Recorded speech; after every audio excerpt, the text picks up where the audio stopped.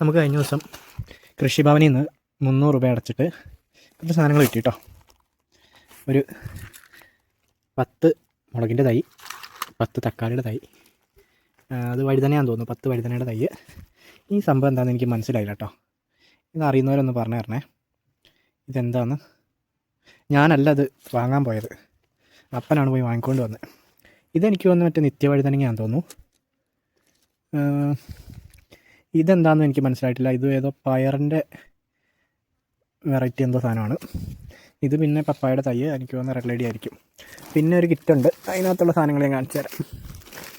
അതിനകത്ത് fish amino acid 100 ml. ഇത് vermi കമ്പോസ്റ്റാണെന്ന് തോന്നുന്നു. പിന്നെ ഇത് ഡോളോമേറ്റ്. പിന്നെ ഈ കവറിനകത്തുള്ള സാധനങ്ങൾ എന്തൊക്കെയാണെന്ന് നോക്കാം.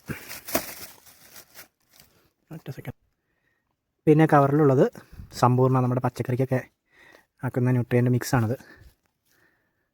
അത് എങ്ങനെയാണെന്ന് ഉപയോഗിക്കേണ്ടതെന്നൊക്കെ ഇതിനകത്തുണ്ട്. 5 ഗ്രാം സമ്പൂർണ്ണ 1 ലിറ്റർ വെള്ളത്തിൽ എന്ന തോതിൽ നേരിട്ട് പാകുന്ന പച്ചക്കറി വിളകളിൽ മുളച്ച് 30, 45, 60 ദിവസങ്ങളിൽ തളിച്ചു കൊടുക്കുക.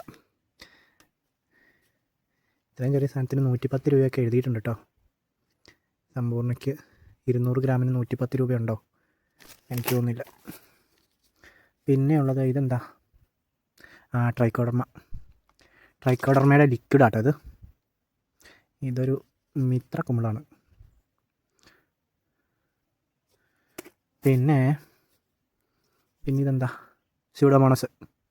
സ്യൂഡോമോണസും ലിക്വിഡാണ്. പിന്നെ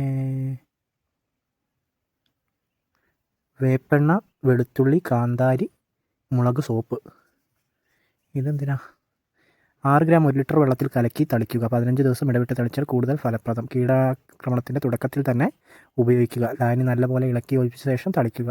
തളിക്കാൻ ആവശ്യമായ ലായനി മാത്രം തയ്യാറാക്കുക. ഇത് ജൈവ കീടനാശിനിയാട്ടോ.